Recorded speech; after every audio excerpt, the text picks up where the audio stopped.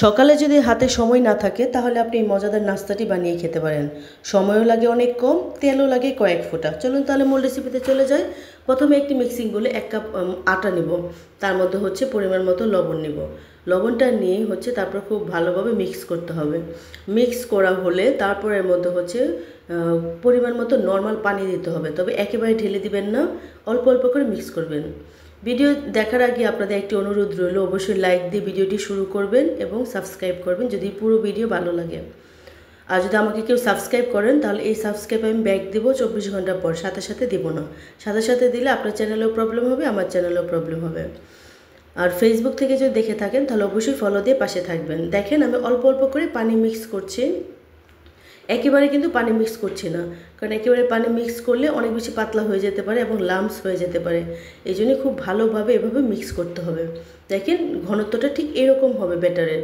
তারপর হচ্ছে একটা প্যানে হচ্ছে প্যানটা অনেক গরম করে নেব, একদম হাই হিটে গরম করে তারপর হচ্ছে এর মধ্যে আমি পরিমাণ মতো হচ্ছে ব্যাটার দিয়ে দেব। তারপর হচ্ছে হিটটা একটু কমিয়ে দেব। দেখেন প্রথমে এরকম সাদা থাকবে, তারপর এর মধ্যে কিছু পেঁয়াজ কুচি, তারপর হচ্ছে ধনেপাতা কুচি, মরিচ কুচি, এগুলা দিয়ে হচ্ছে সুন্দর করে সাজিয়ে নেব। পরিমাণ মতো মরিচ, যেরকম ঝাল খাবেন ওরকম হচ্ছে দিয়ে দিবেন, সব কিছু একসাথে দিয়ে দিবেন। আমি কিন্তু এখনও তেল ব্যবহার করিনি, কারণ হচ্ছে এটাতে তেলের পরিমাণ খুব কম লাগে। ধনেপাতা, তারপর হচ্ছে টমেটো কুচিও দিয়ে দেবো কিছু। এই নাস্তাটা খেতে এতটাই মজা যে ছোট বড় সকলে এটা খেতে পছন্দ করে। আপনি হচ্ছে একবার খেলে বারবার খেতে ইচ্ছা করবে, অসম্ভব মজা। তারপর অল্প একটু হচ্ছে লবণ ছিটিয়ে দিব। তারপরে যে দেখেন কয়েক ফোঁটা তেল দিচ্ছি। এই তেলটা দিলে হবে কি একটু ভাজা ভাজা ক্রিস্পি ভাব আসবে।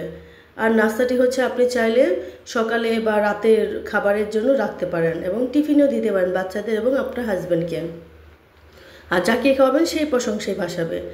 দেখেন এই পর্যায়ে আসলে এটাকে হচ্ছে নাড়াচাড়া করে নিব।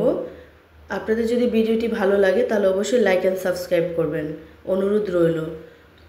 দেখেন নাস্তাটি এতটাই মজা এবং টেস্টি, খুবই মজার, এবং বাসায় বানিয়ে দেখবেন কতটা ভালো লাগে এবং পরিবারের সবাই আপনার প্রশংসা করবে।